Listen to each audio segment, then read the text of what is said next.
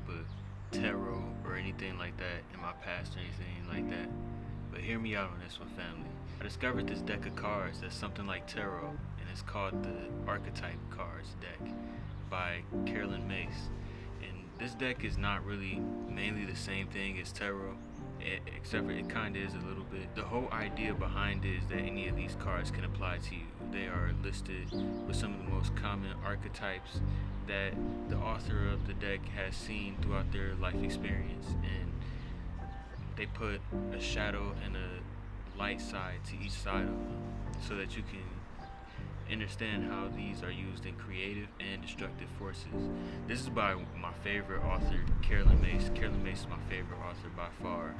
Y'all gotta go check her shit out. She got that fire, bro. I'm telling you, if you're looking for some books on healing, if you're looking for energy anatomy, if you're looking for just anything that comes along with the energetics of this lifestyle and the mystical journey, go check out Carolyn Mace, because she gonna really get y'all hip. She got that wisdom for sure. But yeah, with the Archetypes deck, how I usually do it is I just draw a certain amount of cards. It depends on how I'm feeling that day. Usually on average I do 4 cards at a time. Look at the cards and see what the archetype is, and 100% of the time I'm gonna say they apply to me, because I can always find a different angle, I guess, for it to apply to me. But it could be different for you. But I want y'all to try this out, and I just picked some cards out for myself to show to y'all, so y'all can see how I use these joints, because these are powerful, I'm not gonna lie. Okay, so I got my 4 cards right here. So the first card we got is Priest. The light attribute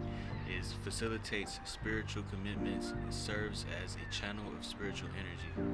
I can see that right now in my household and everything like that. I'm really looking to initiate a lot of new energies and implement just going into that next level and evolving and transcending to that next level of the journey and things like that. And I've been pushing that in my household with like all my peers and everything like that, in a more constructive way, not really in a way to where I'm like bringing anybody down. But then it's shadow attribute. Shadow attributes is violates the trust of your spiritual community, seduced by your own spiritual role. I can even say that I can see that one in myself, because we as humans have the tendency to glorify our own good workings a lot of the time. So when we do something that is like that we really appreciate or that impresses our own subconscious, we have to stay grounded in not knowing that we could slip up tomorrow just as we succeeded today. But it's all about paying attention to the right things and maintaining ourselves the correct way, and not getting like these ultimate glorifications of ourselves, or putting ourselves on a pedestal above people, or putting other people on a pedestal above people. That one most definitely resonated off top. So let's hit the next card. This one is called Dileante. The light attributes is delights in the art without having to be a professional, alerts you to the danger of becoming superficial in your pursuits. I feel that most definitely. I 100% feel that, because like a big thing with me and my content is like I want to be able to spread the word more and get myself out there more, but it's also like I don't like talking about a lot of the bullshit that a lot of us talk about, or I'm not finna make something seem super fancy if it's not how my consciousness has picked up on it. So it's like I'm not gonna just do stuff just for like a head image, if you know what I mean. I'm really looking to be truthful with myself. So that is really like a big thing when it comes to my content. My content goes through a big process of being like, is this true to me enough to where I feel that I want to share this with people, because sharing this with people is representing myself with this. And then if people are impressionable to my energy and all types of stuff, energy travel and shit, so people gonna be affected by all types of shit that you do, no matter what. So I feel that most definitely. Gotta keep it most definitely intact with myself and stay centered in where my art and everything is coming from. The shadow attribute is pretension to much deeper knowledge than you actually possess. And I can even see this one, like when you value your peers' perception and you want them to keep valuing you to a certain degree, it's like you may make it seem like it's something more to what's not really there, but I can really see myself evolving this, but I can see it within myself, the urge to be more than what I currently am for another person's perception of me at certain times. And that's just because we value people and we want people to look at us like we are high up, because it makes us feel good, and then also it may help encourage them. The next one I got is gambler, y'all. Let's see what the gambler is talking about. Alright, the light attribute is willingness to follow intuition even when others doubt you. I can see that most definitely. I've always been a more headstrong, more strong-willed person in my life. I never really took anybody else's path in my life, and I'm one of those people who is all about, what is true within me in my individual pursuit of something, so me being able to be free and independently search for what I feel is true within my experience, or what I feel like is important to myself, has always been important to me. And I've always been that person who was just like, I'm not gonna let you put how you think about it on me and make me think about it like that. I'm gonna go out and see what it is for myself. So I feel that most definitely right there.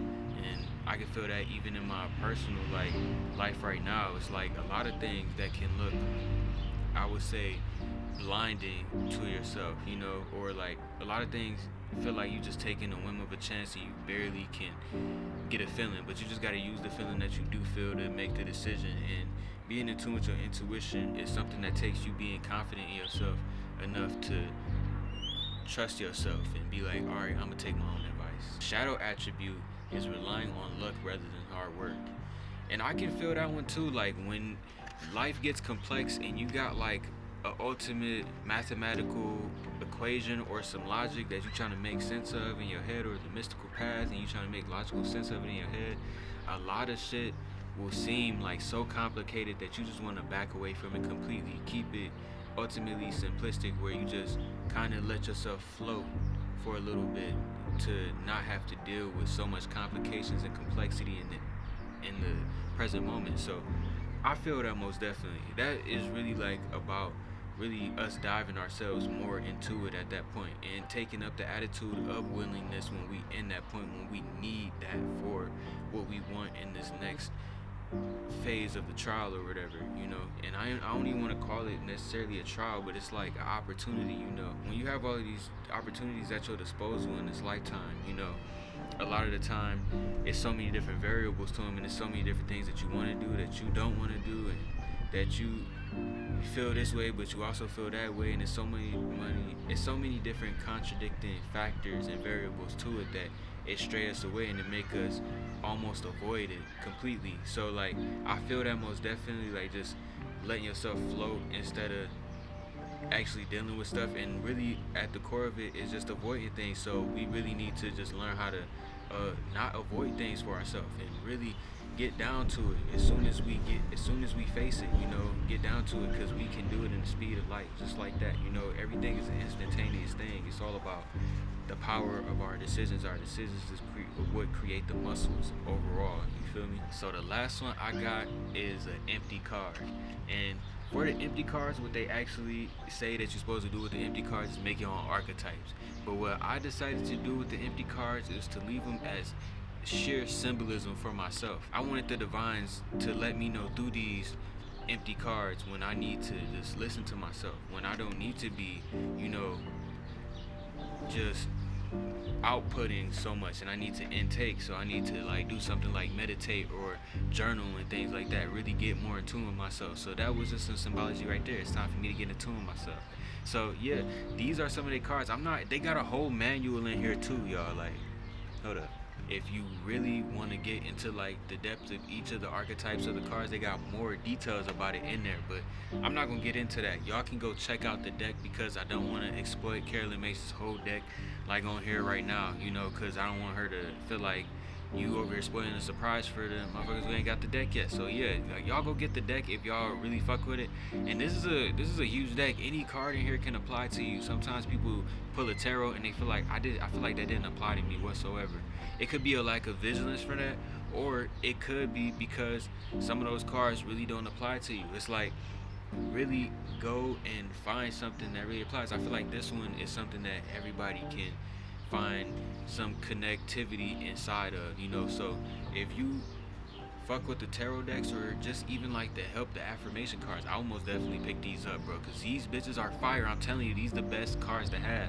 I pull these on a daily basis. My life path number is an 8, so I usually pull either 4 or 8 of them. But you could pull whatever your life path number is. You could pull whatever the fuck, and then like start taking notes on them. What I do is journal them and I log them. I realize when I have been consistently pulling this card and realizing and identifying with this archetype within myself, because I don't really think that we one thing for say. I think that we are infinite channeling things, so we could channel anything. It's just how we maintenance it today. So if you maintenance completely different today than you did tomorrow, then you're gonna be 2 separate people for those 2 days. You get what I'm saying? But anyways, y'all get what I mean. Make sure you take care of yourself. Remember that we in the 3rd dimension out here, so whatever you ultimately project, you're gonna be experiencing, because this is the 3rd dimension, you feel me? So keep that in mind when you out here making the energetic transactions that you're doing, when you out here interacting with your peers, your family, the people who irritate you, the people who